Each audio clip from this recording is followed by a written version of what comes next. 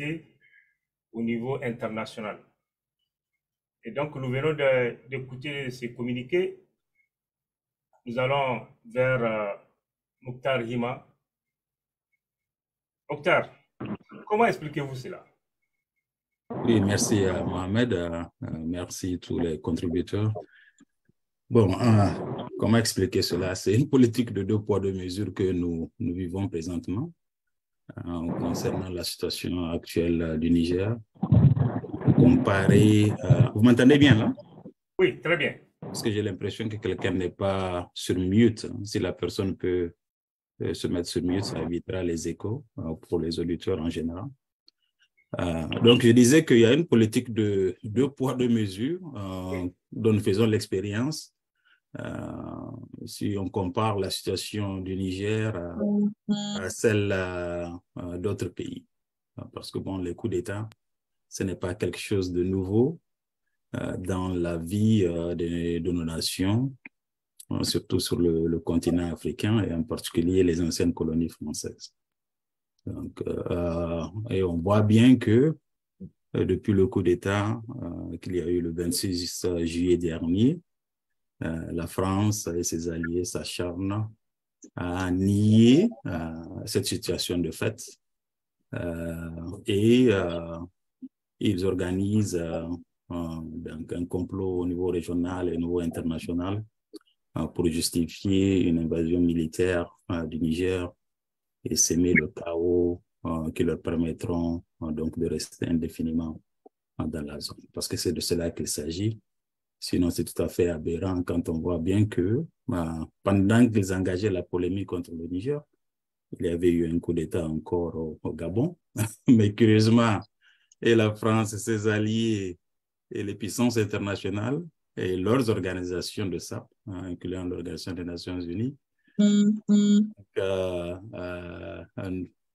n'ont rien à objecter contre la situation du Gabon, les nouvelles autorités gabonaises de fait aussi.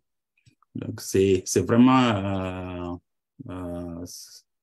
très clair ce qui se passe. Ces puissances internationales, ce qu'elles font d'habitude, c'est d'agir dans leurs intérêts. Et souvent, nous refusons donc de voir cela. Il s'agit juste de leurs intérêts. Et quand des situations ne s'y prêtent pas à garantir la préservation de leurs intérêts, ils s'en foutent vraiment des mêmes textes, des mêmes organisations qu'ils utilisent pour pour continuer l'assujettissement donc, de nos pays. Donc, c'est vraiment comme ça qu'il faut le voir. Sinon, même du point de vue de la crise actuelle avec l'Organisation des Nations Unies, qui a suscité la réaction prompte du CNSP, il est quand même évident que, selon même la Charte des Nations Unies, que les membres de l'organisation doivent s'abstenir quand même dans leurs relations internationales à recourir à toute forme de menace ou d'emploi de la force contre l'intégrité territoriale ou l'indépendance politique de tout État. Donc, si on parle bien de l'indépendance politique de tout État, donc c'est une question interne au Niger. Le Niger a le droit de désigner ses représentants. Et aujourd'hui, le gouvernement légitime que nous avons au Niger, c'est le gouvernement de fait issu d'un coup d'État. Et ce gouvernement-là, qui est responsable de la conduite de la politique de l'État, peut désigner les représentants devant n'importe quelle organisation.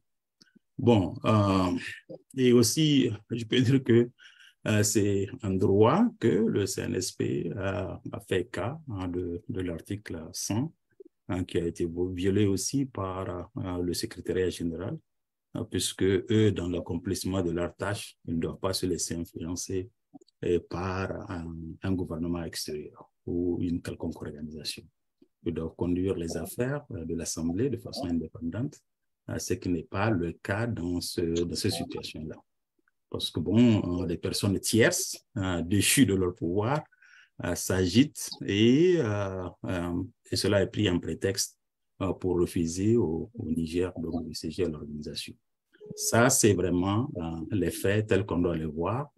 Maintenant, c'est sûr qu'on peut avoir des personnes qui ne comprennent pas ou qui sont très soucieuses de ce qu'on peut appeler l'ordre de ces organisations-là et qui voudraient par conséquent tenter de justifier ou de donner raison à la position des Nations Unies. Donc, moi, je trouve que cette position est complètement aberrante et elle est contre les droits de notre pays. Et ça s'inscrit aussi en faux contre l'indépendance des pays à gérer de façon autonome leur situation politique. Donc, moi, je pense que cette déclaration du CNSP est à point. J'aurais même voulu que, en plus de la déclaration, qu'elle rappelle systématiquement le ministre des Affaires étrangères a quitté à l'Assemblée et puis a regagné le Niger. Bon, c'est un peu dommage que le ministre des Affaires étrangères ne soit pas avec nous aujourd'hui. Oui. On aille dans les détails. D'un moment à l'autre, il vient de m'envoyer un message. Donc, bon, je m'arrête là et je vais laisser aux autres d'intervenir. Je pourrais approfondir un peu plus.